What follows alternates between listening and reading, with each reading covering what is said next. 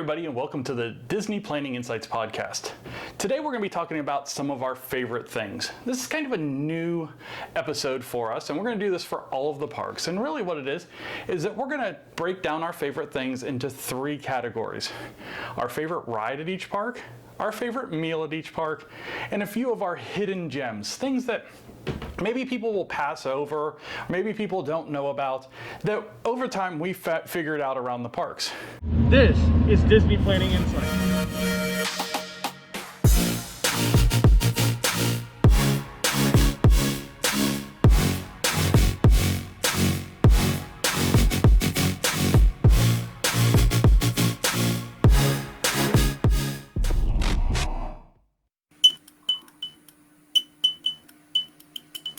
Let's get into our first topic, which is going to be our favorite ride. So Peter, let's start off with a couple of your favorite rides for your family.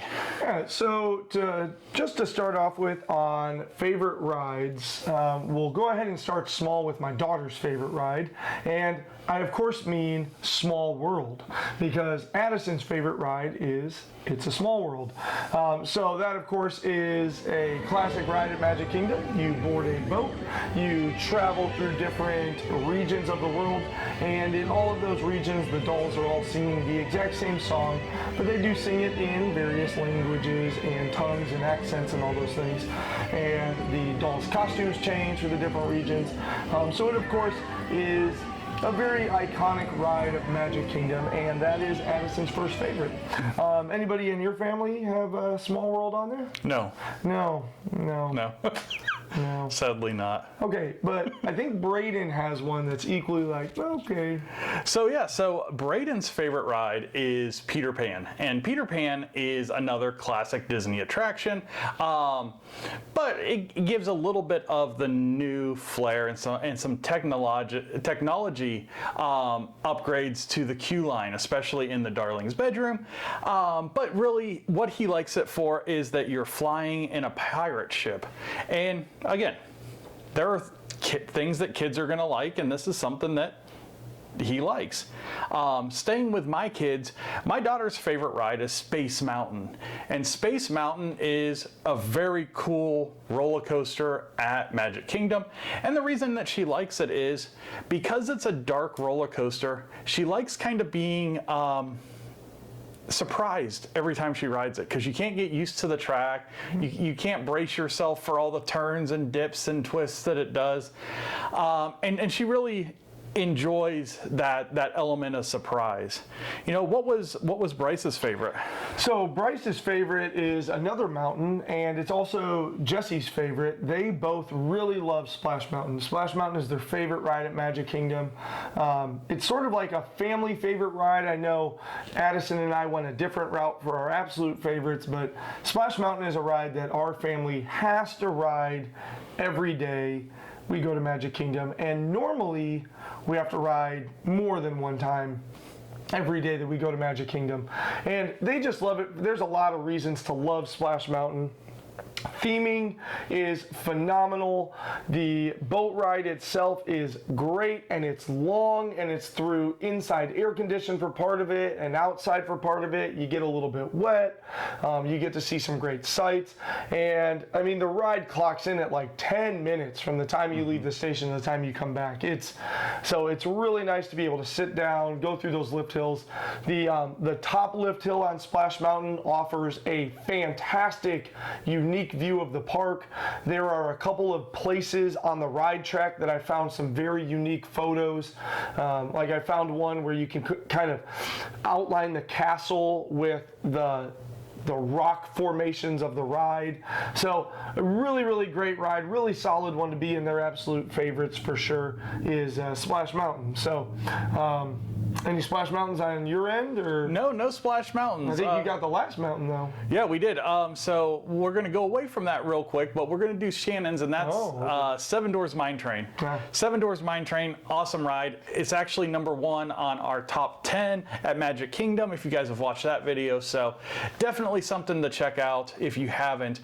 Great mine style train cars. They sway. They're kind of free of the actual car itself, so they have their own own motion, and if you put both parents on one side, the thing will lean heavy, and you want to off balance it. Yeah, you got to distribute it so that way when you're in the mine, you can force it to rock back and forth. We're pretty good at that. That's one of our favorite things to do on that. But just a great ride. Definitely one of the top Fast Pass targets when Fast Pass comes back to the parks. And then what Peter was talking about is my favorite at Magic Kingdom is Big Thunder Mountain. Big Thunder Mountain, great mine style roller coaster. I mean, if you notice, 3 of the 4 out of my family were roller coasters. And then Braden picked the short flying boat. Yeah. But yeah, another great roller coaster. Lots of cool old time, wooden roller coaster elements with head choppers and little bunny hops, a couple of lift hills, just really cool things. So if you do like roller coasters, Magic Kingdom's got 3 of them that are really, really top class, even though they aren't tall and fast. They still incorporate a lot of cool elements that coaster lovers will enjoy. So Peter, what was your favorite? Yeah, the only ride that we haven't talked about in our families is my personal favorite, and that's Pirates of the Caribbean. I'm a big fan of all the nostalgic rides in general, so you can go through my favorite list and you're going to find things like Haunted Mansion and Jungle Cruise and other stuff that was there from the very beginning. And what I love about Pirates of the Caribbean is that it's original. It's one of the things that's been there for the longest time, and at the same time they've refreshed it and they've updated it. And at one point they had Blackbeard coming from the waterfall or the little fog mist, and they got rid of that and they've rethemed some things.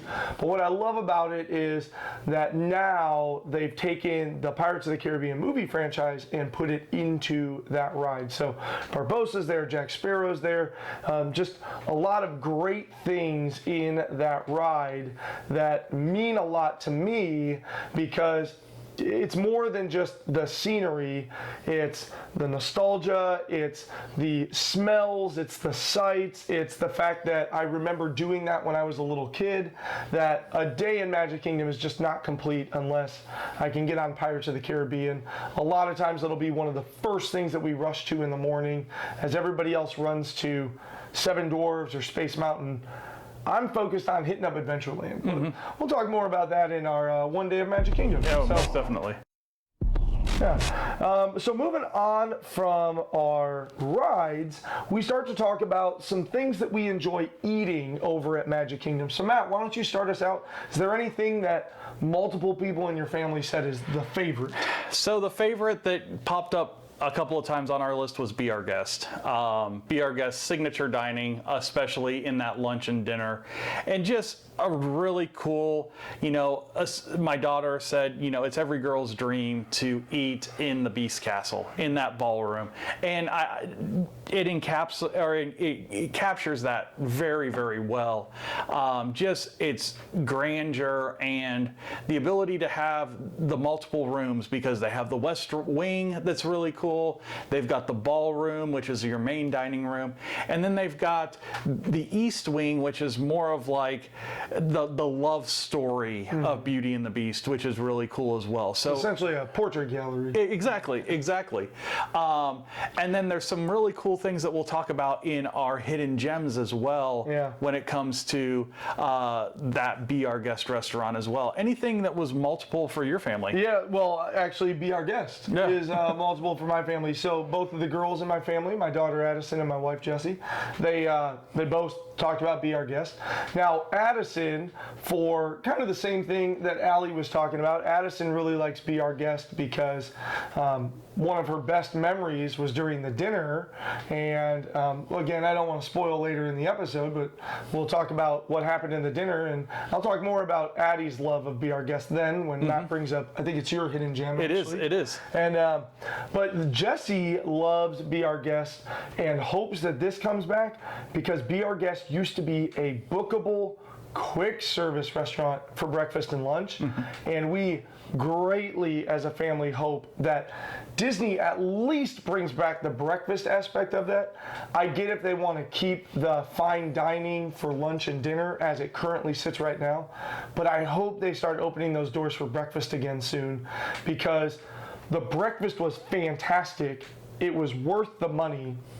And being able to just go in, pick your table, sit down, have breakfast is a preferred experience for me than having to sit there, wait for my waiter, have a predetermined table, all of that stuff. I loved being able to just go in, sit down, show them my receipt, my food shows up, I could get my own drinks, and just enjoy my experience without feeling like I'm going through the processes of the fine dining experience, which I do love. But at times I don't want that. Yeah, and it does come with the fine dining price as well. That's true. I used to love the $20, $25 breakfast. Yeah, I mean, now I'm sitting at $50 or $60 dinner. Yeah, I mean, for a family of 4, you're looking at upwards of $240 for a meal. Yeah. So it does come with that that big price tag as well. You know, moving away from Be Our Guest, you know, we've got a few other favorites. You know, Shannon's was actually Tony's Town Square. And I think it's for a lot of reasons. She's a big Lady and the Tramp fan, but it's where we had our first anniversary dinner that we had in Disney. You know, we went there for our 5-year anniversary, or our 10-year anniversary, and it was one of the restaurants. Yeah, I've been married way too long. It's one of those restaurants that we went to during our anniversary trip, and I think that's one of those memories that we hang on to. That one of the reasons that she really likes that restaurant. She's also a fan of Italian food. The food there is average to good. I'm not going to say it's spectacular by any means when it comes to Italian food. It's good Italian food. Yeah, I mean, but when you stack it up against places like Trattoria, and some of the other Tutto Gusto, Tutto Italia, yeah. I mean, Tutto Italia is probably the best one. There are some good Italian places at Walt Disney World. Fair. But it's also a relatively easy reservation, and if you get it during the right times, you can get the package where you get the parade seating as well. I was going to say, that's my favorite thing about Tony's is grabbing it for like a noon, 1 o'clock, maybe even upwards of like a 1:30, 1:45, booking it with the parade viewing, heading out of lunch. And the great thing about it, the parade viewing that Matt's referring to, is the circle where the conversation statue is and where they put the Christmas tree and everything. And nobody else is allowed in there unless you have that booking. So really, really fantastic thing. Moving into my favorite restaurant, it's funny that you brought up your and Shannon's anniversary there, because the first time I ever ate at my favorite restaurant, it was the very first restaurant that Jesse and I went to on our 10-year anniversary trip. And that is the Skipper Canteen. So Skipper Canteen is in Adventureland. And as you head down and are just starting to get into Adventureland fully, you've got Swiss Family Treehouse on the left, and there you find Skipper Canteen, and Skipper Canteen is themed to be the mess hall of Jungle Cruise. And I mentioned that I have a hard time choosing between like my favorite nostalgic rides, so of course my favorite restaurant is going to be Skipper Canteen. And it was so memorable to me because we got off the flight, we went to Magic Kingdom, we were starving, we sat down, we had a phenomenal server that had that perfect blend of like Skipper sarcasm, and Jesse had a phenomenal steak, and I had a phenomenal, I think mine was a piece of chicken. It's called Tastes Like Chicken because it is, and it's very funny. But it's a great restaurant, and I love going back there. It's really reasonably priced, because one of the things that does frustrate me a little bit in Magic Kingdom is Be Our Guest, Cinderella's Royal Table, Liberty Tree Tavern, Crystal Palace. Set rate. I have no control over my meal, or let's put it this way, I have no control over the price tag of my meal, which makes me then opt for more luxurious items, maybe even if I'm not in the mood for the more luxurious item, because I'm sitting there going, well, I mean, you've got to justify the I've got to get the steak or the pork, right? I can't get even though the vegetable couscous sounds great, like I can't get that. You know. So heading away from Skipper Canteen, I think we got yours, and we got a couple. Is that everyone in your family? Yeah, so just mine, and then we've got Bryce's left. And Bryce is gonna be a good roll into our hidden gems. That is true. So mine is one that I wouldn't even have been close 6 months ago, and it's Crystal Palace. Crystal Palace's new menu is phenomenal, and if they go back to a buffet style there, it is going to be a huge step backwards, because they have taken what was on the buffet, except for the fried chicken, and made top class family style meals out of it. You get a shared appetizer, you get your own entree, shared dessert platter. The meal was fantastic. Now, Peter alludes to it's that set price meal, but this is one where the food really makes and goes with that price. You know, I think you have Royal Table where it's close, Be Our Guest most definitely, and now you've got Crystal Palace that does that as well. It's very interesting that you didn't mention the other one on that list. Oh, I have an angry review of. Liberty Tree, good food. It is. But it's almost got to be your only meal of the day. Yeah. Having the all you care to enjoy thing. Yeah. But no, Crystal Palace is a good restaurant for sure. And if they bring back the characters, that would be great. I would love to see that menu stay and see the characters come back. Yeah, that'd be fantastic. Yeah. It'd be fantastic. So, like we said, Bryce's is a great roll into a couple of our hidden gems. So, what is Bryce's favorite restaurant? So, our hidden gem, as Matt mentioned before, is sort of like, hey, we've done this a lot, so just trust our expertise and maybe find something unique. So, Bryce's favorite place is actually Gaston's Tavern. So, if you find Be Our Guest and you head up to the right, you'll find Gaston's Tavern, and it's sort of in the town square of that little village of Belnier or whatever it's whatever it's called. I don't know. I'm using the new live action to come up with the name of the town.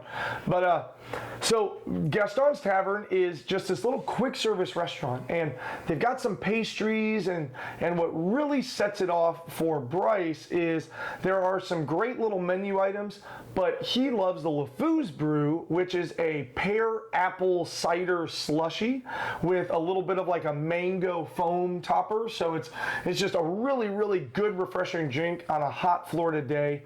And then this ties directly into Jesse's hidden gem. She loves the cinnamon roll. I mean, the cinnamon roll is like yay big, and it is a must do. If we don't have breakfast reservations, guaranteed, we're riding a couple of rides and heading over to Gaston's Tavern to grab a cinnamon roll or two, a couple of LeFou's Brew, and kind of set ourselves for the rest of the day. So Gaston's Tavern, Bryce's favorite place to eat, and also Jesse's hidden gem, the massive cinnamon roll there topped with icing and caramel sauce. It's huge. A loaf. It is a cinnamon loaf. It is basically a half of cinnamon loaf, and it is the pictures on the blog do it good justice because it's next to a LeFou's Brew in the 16-ounce cup, and the cinnamon roll is like 3 times the size of that cup. It's amazing. So what's your hidden gem? So my hidden gem, it ties into the dining as well. So it's a very loose secret that the Beast meets guests at Be Our Guest. Right now, he's just doing walkthroughs where he gets introduced and you get the clap and he kind of waves at everybody. But when we get back to character meet and greets, he'll actually set up in his study and meet guests as you walk out. And it's one of those optional things, kind of like Belle at Akershus, which we'll talk about in the Epcot one. So it's really cool, but he pays special attention to little girls in Belle costumes. So that's why Be Our Guest is Addison's absolute favorite, because when she was a little girl, she dressed like Belle, and she got to that line, and I know it's a costume, but you could see by the mannerisms that Beast lit up. And he did this huge bow and came over and took her hand and kissed it and led her to the middle of the floor and did a full dance with her, and then bowed again as he said goodbye. And it was like, I think it was that moment, because it was in our second trip, I said, let's dress Addie up and let's go to Be Our Guest, because we had went for breakfast during our first trip. I was like, why don't we dress Addie up like Belle? And oh my gosh, I think that was the moment that I realized that we would be returning to Disney quite often. So Be Our Guest is absolutely the Beast meet and greet is a great hidden gem. If you're thinking about that dinner price, do it because you get to meet Beast. It's pretty much the only spot outside of parties. Okay, so on to my hidden gem. My hidden gem is actually going to, again, involve around food, but it's not really a restaurant. It's more of the iconic dessert that you'll find in the park, and that is, of course, Dole Whips. So everybody knows about Aloha Isle refreshment stand, and so if you go into Aloha Isle, you're gonna find a Dole Whip float. You'll sometimes find like a seasonal one, like they've had the Kakamora float for quite some time. And basically what a Dole Whip is you have pineapple soft serve, or you can get vanilla soft serve or a swirl, and you can get it in a dish, or you can get it in a pineapple juice float. Well, there are other Dole Whips around Magic Kingdom if you keep your eye out. And so my hidden gem is look around, especially at Sunshine Tree Terrace. They always have another flavor of Dole Whip with another float ability. They were running the I Lava You for a while, but they've had other ones in the past before that. And then beyond that one, because that's an easy one, that's not really a hidden gem, watch the menu and just check as you walk by Lunching Pad, Galactic Goodies, Cheshire Cafe, to name a couple. Check, because a lot of times they will have other Dole Whip flavors, and again, whenever there's a Dole Whip flavor on the menu, a float is not far behind it. So we've had some unique floats that are essentially Dole Whip and Dole Whip float inspired coming out of those other locations. And again, if you're a big fan of the Dole Whip treat, there's a hidden gem there for you, and maybe you already knew, but there are some other flavors of Dole Whip that you can get around the park. Oh yeah. So I think that just leaves us with Shannon's, which is the only non-food related one. It is, and Shannon's is a great one because you can take in the beauty of the castle from a lot of different angles, but a lot of people don't get a chance to get under the castle and in that walkway. I think people will blow past this and not even know what they're seeing. But in that walkway between the front of the castle, walking back to the carousel, there is a tile mosaic of the different scenes from Cinderella. There's 4 different mosaics, and they go up the left side of the castle as you're walking past or walking back towards the carousel. And they're just absolutely beautiful. And I mean, when we're talking tile mosaic, these are like 2-inch by 2-inch squares. They are, yeah, they're little. And they are 25 feet tall. It's absolutely amazing, and they run the whole length of that walkway. And to get to Bippity Boppity Boutique, you're standing right there. If you're waiting for your reservation for Cinderella's Royal Table, you're standing right there. Take some time to appreciate those because they are unbelievable just to look at and just to take in. I mean, just very, very well done. So with that being said, that's our favorite things at Magic Kingdom. If you guys have any of your favorites that you want us to know about, let us know. Contact us over on Facebook at DPI Podcast. You can put it in the comments here, over on Twitter at Disney Insights. And if you're listening on the podcast, thank you very much for your time. Again, this is the Disney Planning Insights Podcast, and we will see you later. Have a good day, everybody. Bye now. Bye.